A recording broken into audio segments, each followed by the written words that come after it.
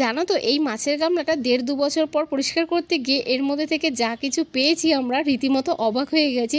তো কি পেয়েছি এই মাছের গামলার মধ্যে আর কিভাবে আমরা মাছের গামলা পরিষ্কার করছি আজকের ভিডিওতে তোমাদের দেখাবো। আশা করছি তোমাদের ভিডিওটা ভালো লাগবে।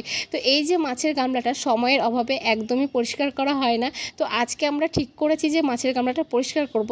মাছগুলো যেহেতু অনেক ছোট তাই আমরা একটা বড় ছাঁকনি নিয়েছি, ছাঁকনির মধ্যে ছেঁকে ছেঁকে মাছগুলোকে আলাদা একটা বালতির মধ্যে রাখবো। তো আমরা যখন মাছগুলো ছাঁকছিলাম একের পর এক মাছ বেরিয়ে যাচ্ছিল।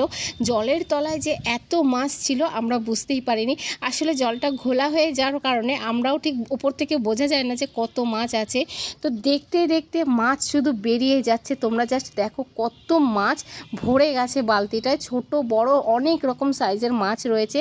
এত মাছ যে হয়ে গেছে আমরা বুঝতেই পারিনি। তবে এতগুলো ছানাপোনা দেখে আমাদের তো ভীষণ আনন্দ লাগছিল। এই যে দেখো পাথরগুলো জলের তলায় ছিল, একদম শ্যাওলা পড়ে গেছে, তাই ব্রাশের সাহায্যে খুব ভালো করে ডলে নিতে হচ্ছে।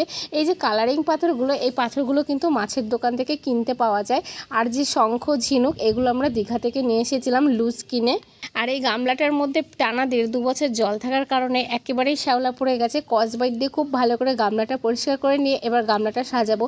আগে জানো তো একটা প্লেটের মধ্যে করে মাছের গামলা একটু মাটি দেওয়া হতো। আমরা ভাবতাম হয়তো মাছেদের ভালো লাগে, কিন্তু ভালো লাগলে তো হবে না, জলটা একেবারেই ঘোলা হয়ে যায়। সেই কারণে এবার আর কোনো রকম মাটি দিইনি, শুধু পাথর আর ঝিনুক শঙ্খ দিয়েই সাজিয়ে দিলাম। আর আমাদের কলের জল খুবই খারাপ, তাই আমরা গঙ্গার জল ব্যবহার করি, মানে টাইম কলের যে জল দেয় সেই জলগুলো। তবে টাটকা জল একদমই দিই না, 2-3 দিনের পুরনো জলগুলো আমরা ব্যবহার করি। অনেক সময় না টাইম কলের জলে ওষুধ মেশানো থাকে, যার কারণে মাছগুলো মরে যেতে পারে। ইভেন আমার সঙ্গে এই ঘটনা ঘটেছেও, যার কারণে আমি এখন থেকে বাসি জল ব্যবহার করি। আর বাসি জলে মাছের কিন্তু কোনো ক্ষতি হয় না।